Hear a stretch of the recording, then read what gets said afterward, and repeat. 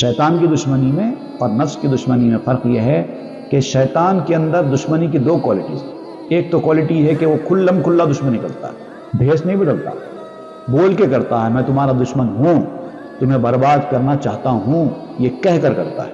دوسرا کیا ہے؟ وہ ہمیشہ دشمن رہے گا، کبھی تمہارا دوست نہیں بن سکے گا۔ نفس کی دشمنی کیا ہے؟ ایسی نہیں ہے۔ نفس کی دشمنی چھپی ہوئی دشمنی ہے، کھل کے دشمنی نہیں کرتا، تمہارا ہمدرد بن کے کرتا ہے، تمہارا چاہنے والا بن کر کرتا ہے، تمہارا خیر خواہ بن کے کرتا ہے، تمہارا اپنا بن کے کرتا ہے۔ اسی لیے تم سمجھتے ہو کہ نفس تمہارا دشمن نہیں ہے، وہ اچھی اچھی چیزوں کا مطالبہ کرتا ہے، تمہارے آرام و سکون کا خیال کرتا ہے، تمہاری عزت کے بارے میں سوچتا ہے، تمہارے نام کے بارے میں سوچتا ہے۔ تم سمجھتے ہو کہ یہ تو میرا دوست ہے، میرا اپنا ہے، نہیں، وہ دشمن ہے۔ لیکن یہ نفس کی دشمنی ہمیشہ نہیں رہتی، اس وقت تک ہی رہتی ہے جب تک کہ تم اس کو تربیت نہ دے دو۔ جب تربیت ہو جاتی ہے تو پھر یہ دشمن تمہارا دوست بھی بن جاتا ہے۔